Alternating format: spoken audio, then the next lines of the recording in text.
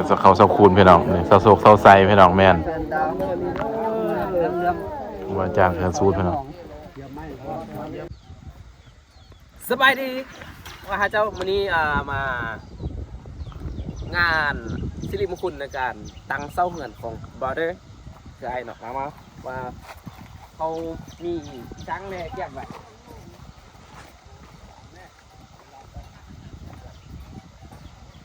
อันนี้ทางเขาแบบอัตโนมือไฮเทค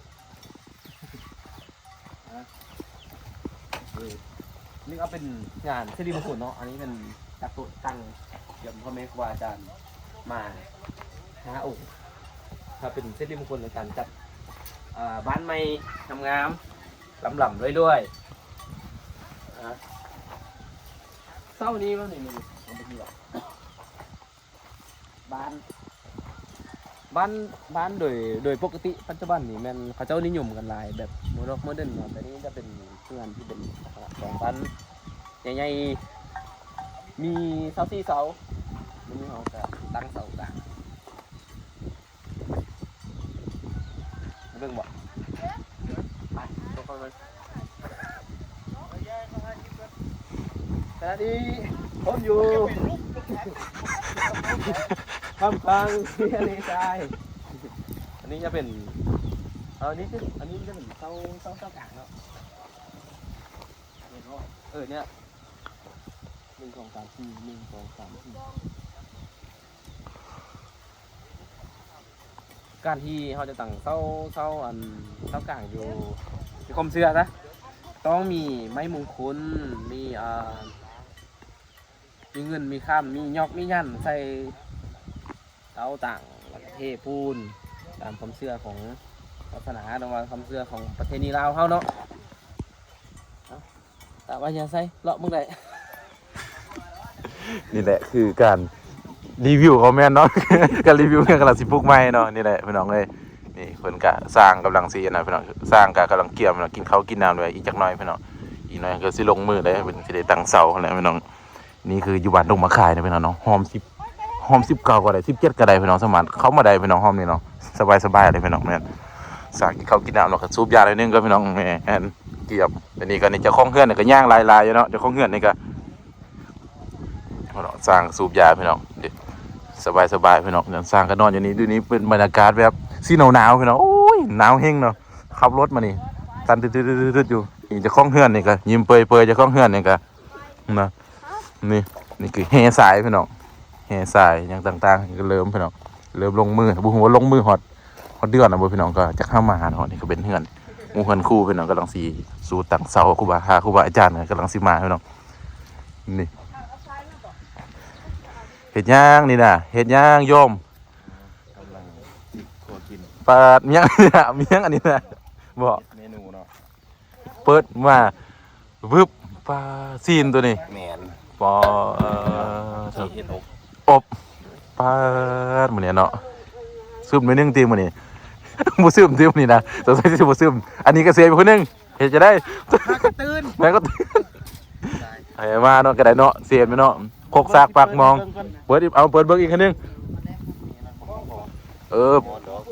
บ่ฮ้อนโยมเปิดมากินแล้วเพิ่นว่าบ่ฮ้อนนี่คลิปนี้บ่ต้องตัดให้พี่น้องให้เอาลงเลยเนาะบ่ตัดเลยเนาะ ให้ง่ายๆพี่น้องเพราะว่ามื้อนี้ก็เป็นมื้อดีพี่น้องมื้อสั้นวันดีพี่น้องมื้อนี้นะยกเสาเฮือนยันเบิ่งโอ้โธ่เต็มหม้อเลยอบเด้อพี่น้องเด้ออบเนาะเด็กก็มาเด้อตำเครื่องแล้วอาจารย์นี่นะกำลังตำเครื่องมียังแน่นี่นะฮะมียังแน่เฮ้ยบ่ได้มีค่าแต่มีหัวสีไข่กับใบขี้หูดอยู่เฮ้ยค่าใบขี้หูดโอ้มียังแน่กระทอกกระเทียมปุ้งกะลี่โอ้มีครบเลยนี่นะโอ้พี่น้องเอ้ยวันนี้ก็ตัดไปขั้นตอนมียังอันนี้นะแนวแซวสไลด์แซบไลน์ที่บุษกับบุแซบนี่แหละวันนี้นะจัดไฟวันนี้เนาะไปมียังเนาะอันนี้เนาะ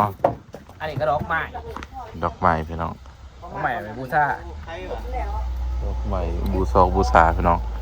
นี่สิเฮ็ดหยังบัดนี้น่ะเจ้านี่สิเฮ็ดหยังนี่น่ะ เฮ็ดหมักบ้างหรือว่าสวยใส่เงินใส่คำ คือธนาคารหรือว่าใส่ปัจจัย ปัจจัยให้แหละง่าย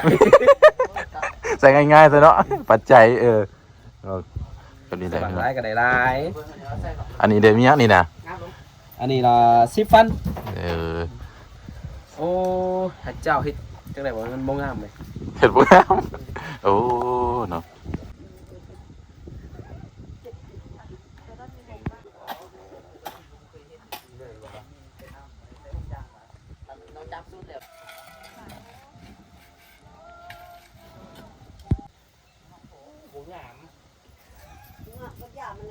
ไหนมันเป็นจังซี่เนาะมันเป็นเงินยาว โอ้หอมหุยๆเนาะ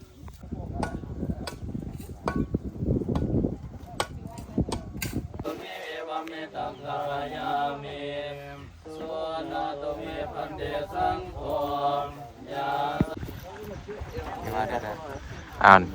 พี่น้องปองปลายตัวนี้กำลังสีได้ย่อเสาหรือว่าปลูกเสาเนาะพี่น้องเนาะเสาเหือนพี่น้องก็อีพวกเสาเหือนก็มีกันบอกกันบ้านนิดนึงเนาะมันบอกมีกันบอกกันบ้านนิดนึงครับพี่น้องแม่นอันได้ดีหักกับว่าเอาพี่น้องแม่นอันได้ซีดีอันได้ซีบาพี่น้องเป็นระบบข้ามเสาบ่ได้พี่น้องแม่นเบิ่งพี่น้องมันต้องมีเป็นจุดแล้วพี่น้องนี่ โอ้น้ำกันเอาบ่ครับบ่เด้อบ่ได้บ่ครับบ่คุ้มบ่เอาเด้อเอาบ่งัวไม่ลายนี่บ่ว้าวเนาะ เบาเถอะตัวบ่ เอาบ่ค่อยเขาซ่อมนี่บ่ บ่เอาตัวเบา เอาบ่ข้องเก่ากำนี่บ่ไปก่อนมัดไว้ว้าวเนาะเอาบ่คำก่อปุ่มนี่บ่ บ่เอาตัว เอาเนาะเอาอยู่บ่ถูกอยู่ชุมกินเล่นนี่เนาะ เอาบ่อยู่ซุ่มกินเย็นเอาพี่น้องนั่นแหละตัวมากินตรงนี้แล้ว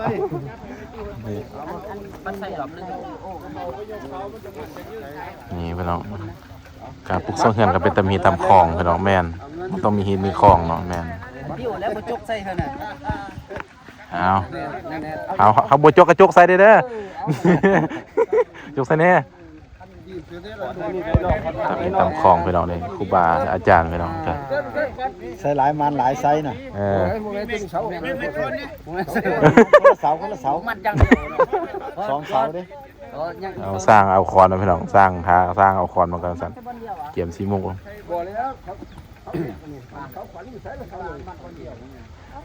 ไล่หินไล่คลองพี่น้องเนาะหินเสียงควงแดหินเวียงได้พี่น้องไล่หินเนาะมันก็คือว่าแหละรวมมันคือพุทธพี่น้องรวมไปรวมมาเนาะโอ้เอาครูบาขึ้นลงไปลุ่มบนครูบาเนี่ยไปตอกเสาเนาะแม่นวันนี้ก็คือว่าลายพี่น้องแต่อยู่ในบ้านดงมาคายพี่น้องบรรยากาศรู้สึกแบบสีหนาวๆพี่น้องมื้อนี้หนาวๆร้อนๆเย็นอยู่ตัวนี้ก็แม่นอาจารย์ก็เบิ่งเนาะอาจารย์ก็เอาพี่น้องครูบาไปตอกก็ลุ่ม โอเคนี่จะ ตอกยี่มาเบิ่งบ่ตอกยี่ได้ไหม โอ้นี่ก็อันเวลาสิริมงคลพี่น้องเป็นเวลาสิริมงคลนะเด้อพี่น้องปองปลายกำลังสียกเสาพี่น้องเสาหันไม้พี่น้องนี่ครูบาอาจารย์ก็เกี่ยมพี่น้องครูบาอาจารย์ก็สูนเนาะเอาลง กินชมกินเย็นเนาะ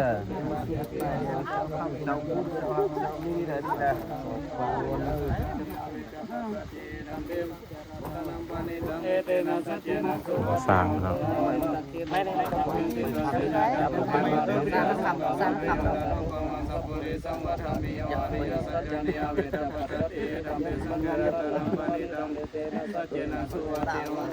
คำมันนิดเดียว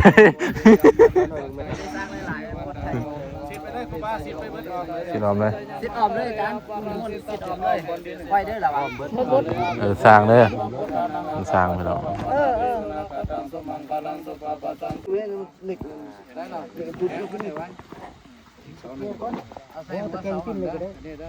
ยกเสาก็เรียบร้อยไปแล้วยกเสาครูบาอาจารย์ก็ได้สูตรเนี่ยก็เรียบร้อยไปแล้วเนาะนี่สร้างก็เกี่ยมพี่น้องมันเนี่ยเกี่ยมลงมือนะพี่น้องเนาะยกเสาเอกเสาโทแล้วก็เกี่ยมแล้วมันนี่สร้างนะ ไปต่อเจ้าภาพกันนี่คุณเนาะน้องของไฟเนาะ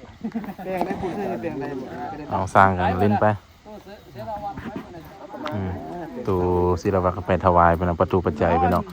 ส่วนสร้างก็เป็นหน้าที่ของเพิ่นพี่น้องดำเนินต่อเนาะแม่นนี่นั่นแหละเดี๋ยวของเราเป็นยังไงนี่นะแจ้งจะว่าจังสันห่อคอนำก่อนแหละจะบอกว่าแจ้งคอนำแหละตายบ่มืด ได้เฮ้ยแจงอยู่ บรรยากาศพี่น้องนี่แม่นสิมืดๆพี่น้องอ๋อเฮทรายพี่น้องแม่นครูบาอาจารย์เอาสิพี่น้องครูบาอาจารย์ค่ะสิต่อไปเนาะโอ้เหรียญพี่น้องเด้อเป็นเหรียญตัวนี้เหรียญเด้อ เลี้ยนนี่มาแต่น้ำยางพุ่นแล้ เห็นบ่ ดีเลยกันเลี้ยนนี่มาแต่น้ำยาง เหรียญพี่น้องแม่น เงินเลี้ยนเงินดอลลาร์เด้อ เหรียญเงินดอลลาร์พี่น้องทางไล่เข้ามาบ่เซาแม่นเอาตัวเมียนี่น่ะ ใส่ เอาโคตรไม่ตัวจะทำ